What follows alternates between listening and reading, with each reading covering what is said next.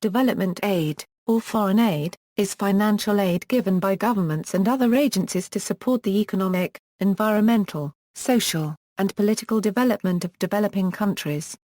It is distinguished from humanitarian aid by focusing on alleviating poverty in the long term, rather than a short-term response. The term development cooperation, which is used, for example, by the World Health Organization, is used to express the idea that a partnership should exist between donor and recipient, rather than the traditional situation in which the relationship was dominated by the wealth and specialized knowledge of one side. Most development aid comes from the Western industrialized countries, but some poorer countries also contribute aid. Aid may be bilateral, given from one country directly to another. Or it may be multilateral, given by donor country to an international organization such as the World Bank or the United Nations agencies, which then distributes it among the developing countries. The proportion is currently about 70% bilateral, 30% multilateral. About 80 to 85% of developmental aid comes from government sources as official development assistance. The remaining 15 to 20% comes from private organizations such as non-governmental organizations, foundations and other development charities. In addition, remittances received from migrants working or living in diaspora form a significant amount of international transfer. Some governments also include military assistance in the notion foreign aid, although many NGOs tend to disapprove of this. Official development assistance is a measure of government-contributed aid, compiled by the Development Assistance Committee of the Organization for Economic Cooperation and Development since 1969. The DAC consists of 34 of the largest aid-donating countries. History. Origins. The concept of development aid goes back to the colonial era at the turn of the 20th century, in particular to the British policy of colonial development that emerged during that period. The traditional government policy had tended to favor laissez-faire style economics, with the free market for capital and goods dictating the economic role that colonies played in the British Empire. Changes in attitudes towards the moral purpose of the empire, and the role that government could play in the promotion of welfare slowly led to a more proactive policy of economic and developmental assistance towards poor colonies. This process culminated in the passage of the Colonial Development Act in 1929, which established a Colonial Development Advisory Committee under the authority of the Secretary of State for the Colonies, then Lord Parsfield. Its initial annual budget of £1 million was spent on schemes designed to develop the infrastructure of transport, electrical power and water supply in colonies and dominions abroad for the furtherance of imperial trade. By the late 1930s, especially after the British West Indian labour unrest of 1934–1939, it was clear that this initial scheme was far too limited in scope. A royal commission under Lord Moyne was sent to investigate the living conditions in the British West Indies, and it published its report in 1940, which exposed the horrendous living conditions there. Amidst increasing criticism of Britain's colonial policies from abroad and at home, the commission was a performance to showcase Britannia Euro unregistered trademark SA Euro a benevolent Euro attitude towards its colonial subjects. The Commission's recommendations urged health and education initiatives along with increased sugar subsidies to stave off a complete and total economic meltdown. The Colonial Office, eager to prevent instability while the country was at war, began funneling large sums of cash into the region. The Colonial Development and Welfare Act was passed in 1940 to organise and allocate a sum of £5 million per year to the British West Indies for the purpose of long-term development. Some £10 million in loans was cancelled in the same act. The Colonial Development and Welfare Act of 1945 increased the level of aid to £120 million over a 20-year period. Further acts followed in 1948, 1959 and 1963, dramatically increasing the scope of monetary assistance, favourable interest-free loans and development assistance programs. Post-war expansion. The beginning of modern development aid is rooted in the context of post-World War II and the Cold War. Launched as a large-scale aid program by the United States in 1948, the European Recovery Program, or Marshall Plan, was concerned with strengthening the ties to the West European states to contain the influence of the USSR. Implemented by the Economic Cooperation Administration, the Marshall Plan also expanded its reconstruction finance to strategic parts of the Middle East and Asia. The rationale was well summarized in the Point 4 program, in which United States President Harry Truman stated the anti-communist rationale for U.S. development aid in his inaugural address of 1949, which also announced the founding of NATO. In addition, we will provide military advice and equipment to free nations which will cooperate with us in the maintenance of peace and security. Fourth, we must embark on a bold new program for making the benefits of our scientific advances and industrial progress available for the improvement and growth of underdeveloped areas. More than half the people of the world are living in conditions approaching misery. Their food is inadequate. They are victims of disease. Their economic life is primitive and stagnant. Their poverty is a handicap and a threat both to them and to more prosperous areas. For the first time in history, humanity possesses the knowledge and skill to relieve the suffering of these people. In 1951, the Technical Cooperation Administration was established within the Department of State to run the Point 4 program. Development aid was aimed at offering technical solutions to social problems without altering basic social structures. The United States was often fiercely opposed to even moderate changes in social structures, for example the land reform in Guatemala in the early 1950s. In 1953, at the end of the Korean War, the incoming Eisenhower administration established the Foreign Operations Administration as an independent government agency outside the Department of State to consolidate economic and technical assistance. In 1955, foreign aid was brought back under the administrative control of the Department of State and FOA was renamed the International Cooperation Administration. In 1956, the Senate conducted a study of foreign aid with the help of a number of independent experts. The result, stated in a 1959 amendment to the Mutual Security Act, declared that development in low-income regions was a U.S. objective along with and additional to other foreign policy interests, attempting thus to clarify development assistance's relationship with the effort to contain communism. In 1961, the Congress approved the Foreign Assistance Act of 1961 with President J. F. Kennedy's support, which retained the 1959 policy of international development as an independent U.S. objective and set up a new Agency for International Development, USAID. The volume of international aid to the Third World grew dramatically from the 1960s. This aid came mainly from the U.S. and Western European countries, but there were also significant contributions from the Soviet Union in exchange for overseas political influence in the context of the heightened global tensions of the Cold War. The Development Assistance Committee was established in 1960 by the Organization for European Economic Cooperation to coordinate development aid amongst the rich nations.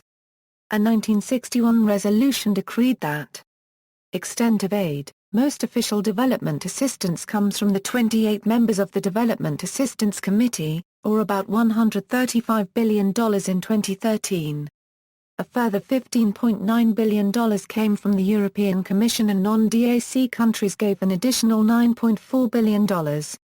Although development aid rose in 2013 to the highest level ever recorded, a trend of a falling share of aid going to the neediest sub-Saharan African countries continued. Top 10 aid recipient countries Top 10 aid donor countries The Organization for Economic Cooperation and Development measures countries contributing the highest amounts of ODA. The top 10 DAC countries are as follows. European Union countries together gave $70.73 billion and EU institutions gave a further $15.93 billion. European Union Euro $86.66 billion.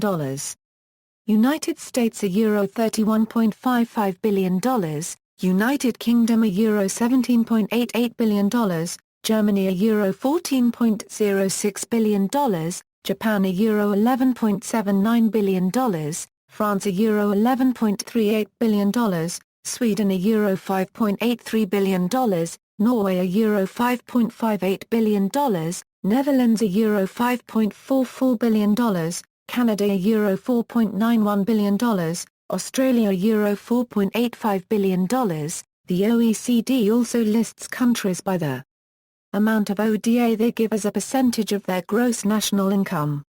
The top 10 DAC countries are as follows.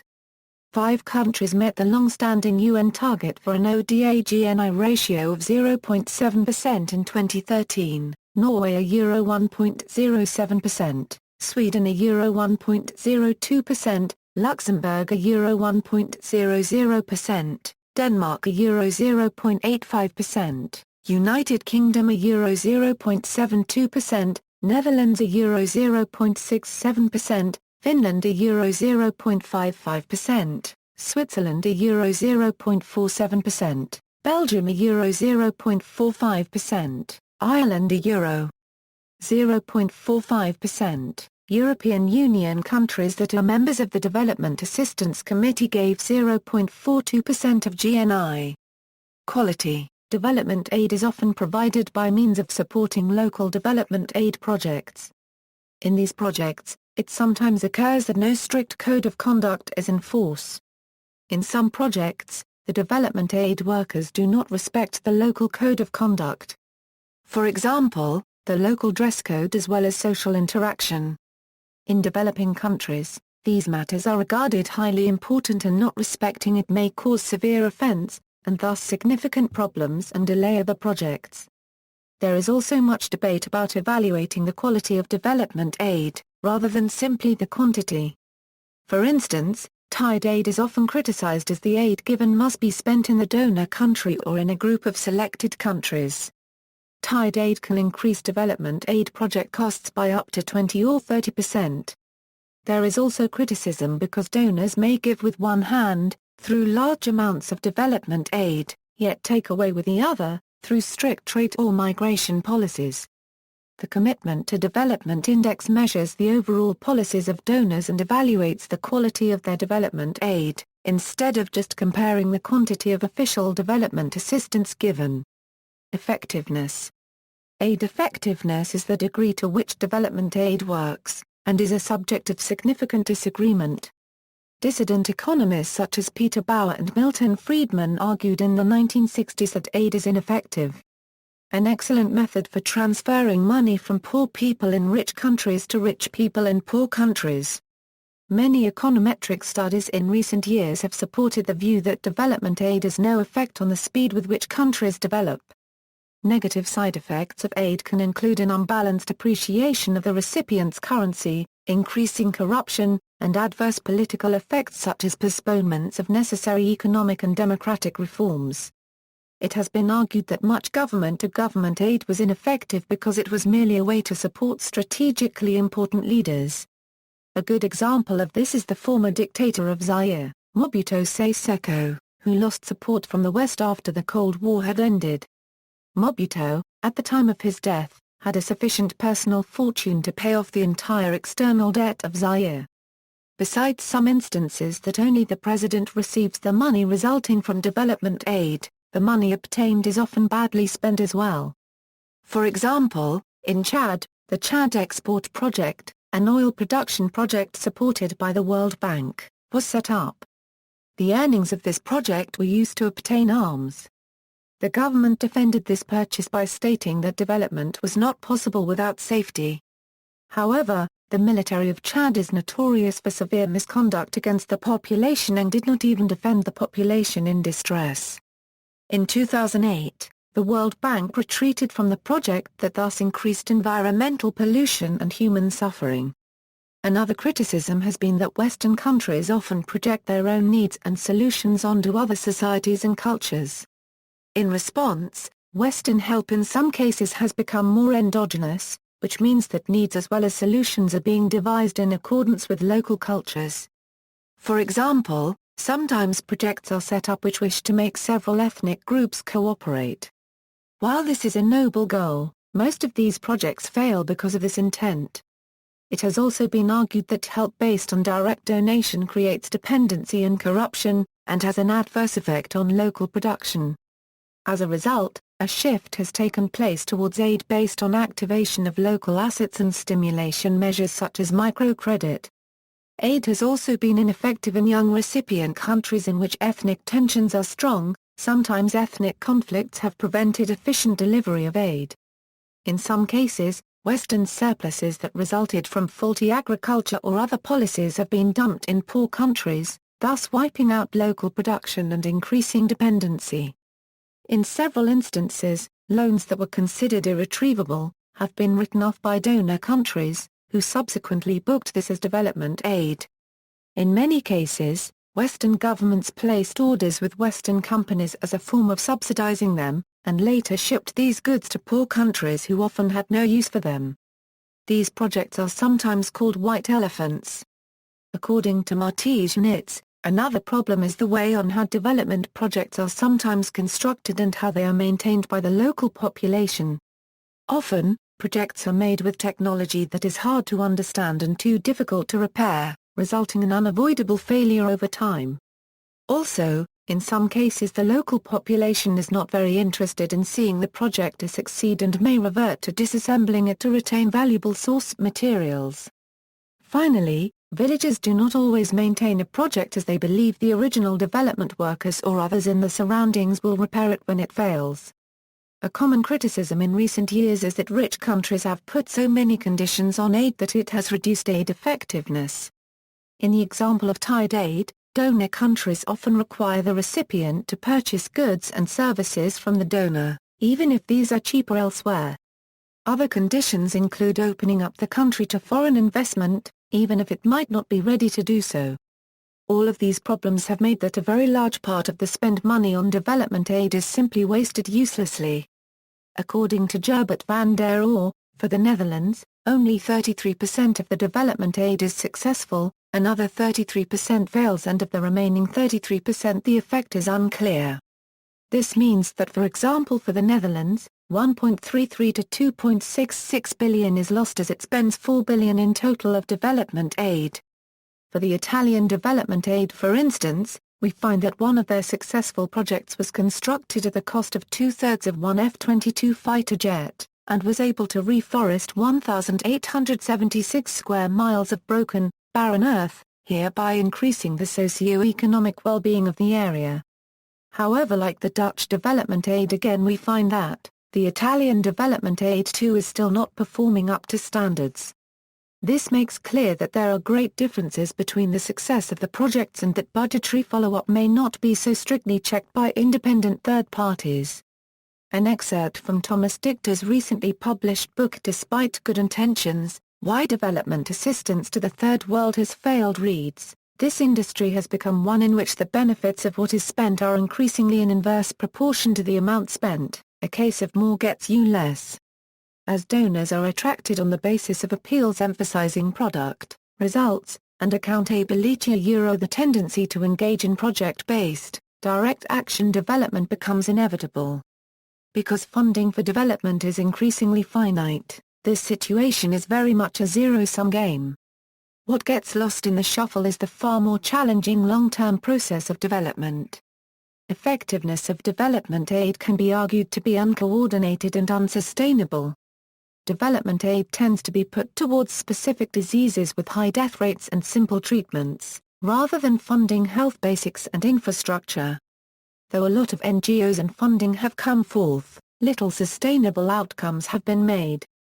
This is due to the fact that the money doesn't go towards developing a sustainable medical basis. Money is given to specific diseases to show short-term results, reflecting the donor's best interests rather than the citizens' necessities. It is evident that many development aid projects are not helping with basic and sustainable healthcare due to the generally high numbers of deaths due to preventable diseases. Development aid could do more justice if used to generate general public health with infrastructure and trained personnel rather than pinpointing specific diseases and reaching for quick fixes. Research has shown that developed nations are more likely to give aid to nations who have the worst economic situations and policies. They give money to these nations so that they can become developed and begin to turn these policies around. It has also been found that aid relates to the population of a nation as well, and that the smaller a nation is, the more likely it is to receive funds from donor agencies. The harsh reality of this is that it is very unlikely that a developing nation with a lack of resources, policies, and good governance will be able to utilize incoming aid money in order to get on their feet and begin to turn the damaged economy around. It is more likely that a nation with good economic policies and good governance will be able to utilize aid money to help the country establish itself with an existing foundation and be able to rise from there with the help of the international community. But research shows that it is the low-income nations that will receive aid more so, and the better off a nation is, the less aid money it will be granted. MIT-based study The Massachusetts Institute of Technology's Abhijit Banerjee and Ruimanhe have undertaken a rigorous study of the relatively few independent evaluations of aid program successes and failures. They suggest the following interventions are usually highly effective forms of aid in normal circumstances: subsidies given directly to families to be spent on children's education and health, education vouchers for school uniforms and textbooks, teaching selected illiterate adults to read and write, deworming drugs and vitamin nutritional supplements, vaccination and HIV/AIDS prevention programs, indoor sprays against malaria, anti-mosquito bed netting, suitable fertilizers, clean water supplies. UK Parliamentary Study An inquiry into aid effectiveness by the UK All-Party Parliamentary Group for Debt, Aid and Trade featured evidence from Rosalind Iban, a fellow at the Institute of Development Studies. Her evidence to the inquiry stated that effective aid requires as much investing in relationships as in managing money. It suggests development organizations need to change the way they work to manage better the multiple partnerships that the Accra Agenda for Action recognizes is at the core of the aid business. In relation to this specific inquiry, Dr. Iban outlined the following points: achieving impact requires investing in relationships. Development organizations need to support their staff to do this. At the moment, the opposite is happening. In multiple sets of relationships there will be different ideas about what is success and how to achieve it, and this should be reflected in methodologies for defining and assessing the impact of aid. Helpful procedural harmonization should not mean assuming there is only a single diagnosis and solution to any complex problem. In addition to measuring results, donors need to assess the quality of relations at project program, country and international levels against indicators agreed with partners. Decisions on aid need to be made on a case-by-case basis on the advice of well-informed country officers. Accountable states depend on empowered citizens. Development organizations also need to be more accountable to UK citizens through encouraging conversations as to the real challenges and limitations of aid. The views above are of Iban. There were many other submissions to the All-Party Parliamentary Group for Debt, Aid and Trade's inquiry into aid effectiveness. The final report gathered a vast amount of information from a wide range of sources to ensure a balanced perspective on the issues of aid effectiveness.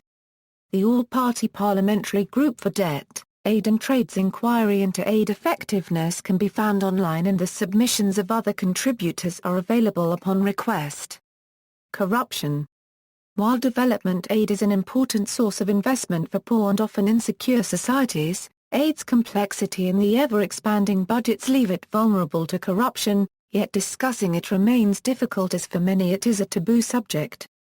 Corruption is very hard to quantify as it is often hard to differentiate it from other problems, such as wastage, mismanagement and inefficiency. To illustrate the point, over $8.75 billion was lost to waste, fraud, abuse and mismanagement in the Hurricane Katrina relief effort. Often a lack of understanding of the process by those meant to be receiving aid leads to cynicism and belief that greed and corruption are the key failures. Non-governmental organizations have in recent years made great efforts to increase participation, accountability and transparency. Humanitarian assistance remains a poorly understood process to those meant to be receiving aid. A much greater investment needs to be made into researching and investing in relevant and effective accountability systems.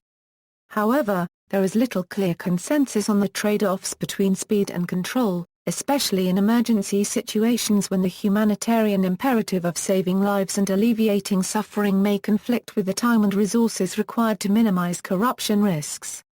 Researchers at the Overseas Development Institute have highlighted the need to tackle corruption with, but not limited to, the following methods: resist the pressure to spend aid rapidly. Continue to invest in audit capacity, beyond simple paper trails. Establish and verify the effectiveness of complaints mechanisms, paying close attention to local power structures, security and cultural factors hindering complaints. Clearly explain the processes during the targeting and registration stages, highlighting points such as the fact that people should not make payments to be included, photocopy and read aloud any lists prepared by leaders or committees. Private aid. Development charities make up a vast web of non-governmental organizations, religious ministries, foundations, business donations and college scholarships devoted to development aid. Estimates vary, but private aid is at least as large as ODA within the United States, at $16 billion in 2003. World figures for private aid are not well tracked, so cross-country comparisons are not easily possible, though it does seem that per person, some other countries may give more, or have similar incentives that the United States has for its citizens to encourage giving. Remittances. It is doubtful whether remittances, money sent home by foreign workers, ought to be considered a form of development aid. However, they appear to constitute a large proportion of the flows of money between developed and developing countries, although the exact amounts are uncertain because remittances are poorly tracked. World Bank estimates for remittance flows to developing countries in 2004 totaled $122 billion. However, this number is expected to change upwards in the next few years as the formulas used to calculate remittance flows are modified. The exact nature and effects of remittance money remain contested, however in at least 36 of the 153 countries tracked remittance sums were second only to FDI and outnumbered both public and private aid donations. The International Monetary Fund has reported that private remittances may have a negative impact on economic growth, as they are often used for private consumption of individuals and families, not for economic development of the region or country. National Development Aid Programs. Australian Agency for International Development, China Foreign Aid, Department for International Development, International Economic Cooperation Policy of Japan, Saudi Foreign Assistance, Swedish International Development Cooperation Agency, United States Foreign Aid. See also: International Development, Development Economics, Global South Development Magazine, Effectiveness and Anti-Corruption Measures, Conditionality, Aid Effectiveness, Tied Aid, International Health Partnership, General, Development Economics, Tools and Stories, Development Cooperation Handbook. References. Further reading: Georgo, Nicole, Neoliberalism, Development, and Aid Volunteering, New York, Routledge, 2012. ISBN 9780415809153. Gilbert Rist, The History of Development, From Western Origins to Global Faith, Zed Books, New Expressway. Edition, 2002, ISBN 1-84277-181-7. Perspectives on European Development Cooperation by O. Stock, European Development Cooperation and the Poor by A. Cox, J. Healy and T. Voipio. ISBN 0-333-74476-4. Rethinking Poverty, Comparative Perspectives from Below. By W. Pansters, G. Dijkstra, E. Snell. ISBN 90-232-3598-3. European Aid for Poverty Reduction in Tanzania by T. Voipio. London, Overseas Development Institute, ISBN 0-85003-415-9, The Bottom Billion, Why the Poorest Countries Are Failing and What Can Be Done About It by Paul Collier, How Do We Help? The Free Market in Development Aid by Patrick de Vetter, 2012, Leuven University Press. ISBN 978-90-5867-902-4. External links: Open Aid Register, IATI Search Engine. Find any development aid activity around the world using the IATI registry as access point. Aid and Development at DMOZ, Aid Data, Tracking Development Finance. OpenAid data provides detailed developing aid finance data from around the world. Center for International Development at Harvard University, the Center for Aid and Public Expenditure, Overseas Development Institute, Millions Saved, a compilation of case studies of successful foreign assistance by the Center for Global Development. German Development Institute, the German think tank of development aid, work on development aid by the Institute of Development Studies, articles, Abhijit Banerjee making aid work. Boston Review, March-April 2007.